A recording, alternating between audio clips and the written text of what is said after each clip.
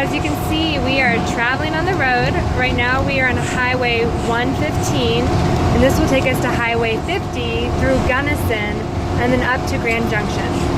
We have my handsome hubby, Ricky, driving us, and then we have my oldest son, Caleb, being the co-pilot. Hey, Caleb. Hi. Our RV is a lot smaller now that we have our slides in. We have Mishka, Lila, and Canyon in their car seats.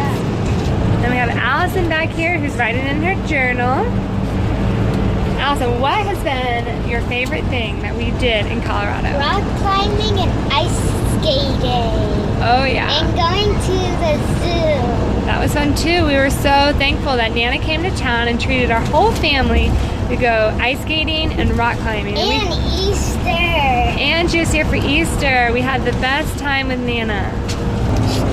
And as you can see, we never go anywhere without our iced coffees. We love iced coffee. It gives us the energy we need to do what needs to be done. Canyon, what was your favorite thing that we did in Colorado?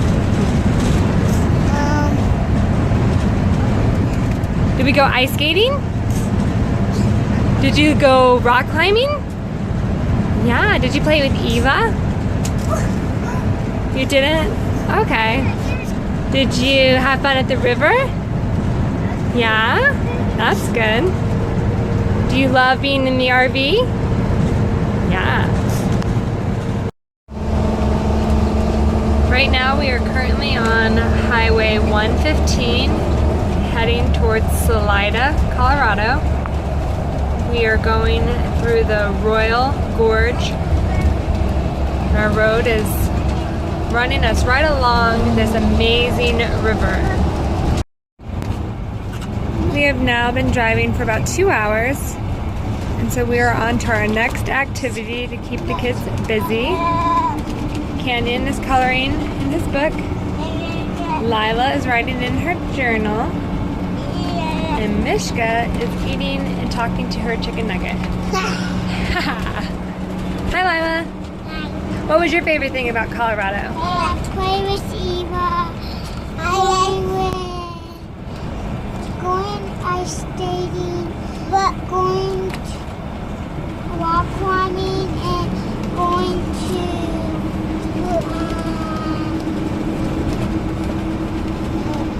Seeing Nana? Garden of the Gods. Oh, Garden of the Gods. Yeah, that was a lot of fun. We have Keenan and Allison back here in our bed resting and relaxing. Today we're watching a movie until the TV stopped working, so that's okay. Hoping they'll take a nice nap. We had to pull over on the side of the road because our transmission was just acting up too much and our RV was starting to overheat and we just were not picking up speed. So we're on the side of the road. My husband's been reading through the owner's manual and books and trying to figure out what's going on and what we can do since we are in the middle of nowhere and we have no access to a store. We have no cell service, so we can't Google anything. And we're just trying to not get too frustrated, but just to stay calm and pray that everything gets worked out and we can get back on the road and do anything. As you can see, kind of let the kids are out of their seats, stretching since we're at a standstill anyways. Have the windows open. And Daddy's outside the RV currently looking at it, seeing if he sees anything visually wrong. The only good thing that's happening right now is still the beautiful views outside our window. As you can see, we are back on the road. And now the snow has begun to fall pretty good. Our transmission still is not working properly. So we are just praying and praying that we are able to get to the next town, which from the looks of the atlas is only 5 to 10 miles away. But as you can see, when we're only going 25 miles an hour, it's going to take us a little bit of time. So hopefully we get there. If that card and bull turn over, Daddy's gonna buy you a dog named Rover.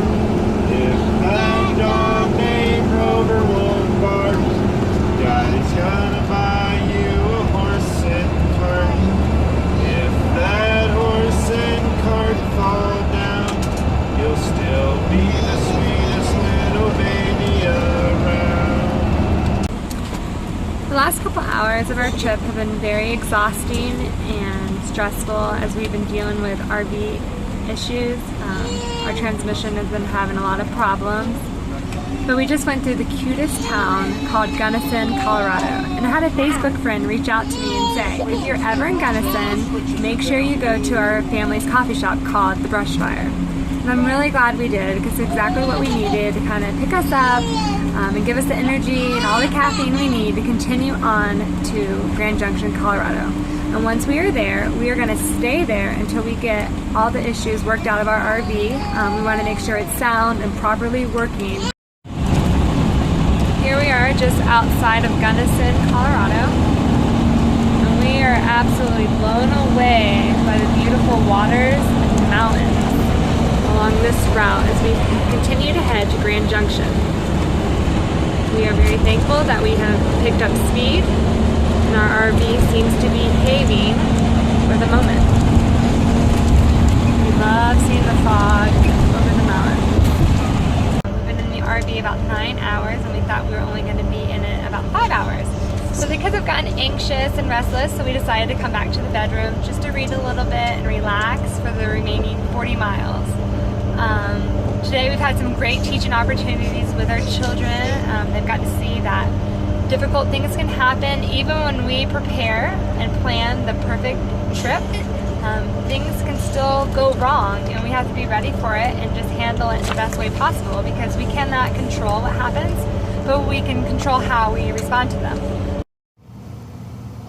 I have never been so excited to see a Walmart parking lot like I was tonight. We already knew we were going to stay here.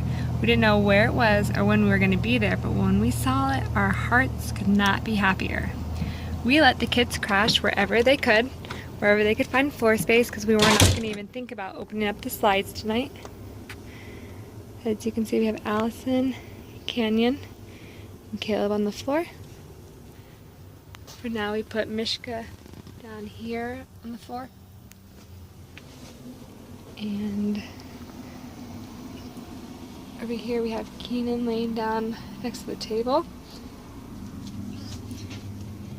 And in here we have Lila passed out in our bed. I am so glad that we are finally here. Today was a long day. At one point I thought I could get out of the RV and walk here quicker than the RV was moving. I'm so glad I didn't, and I still remain with my family, but it was definitely a tempting thought.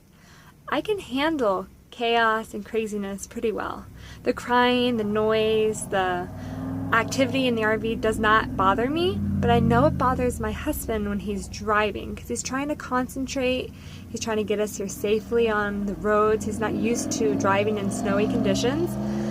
So that all gets him nervous, and then when there's a lot of chaos going on behind his head, doesn't appreciate that too much. So I'm always staying active with moving around the RV, helping keep the kids entertained, keeping them fed, playing with them, thinking of things to do, trying to be as creative as I can to keep the environment peaceful and not so loud.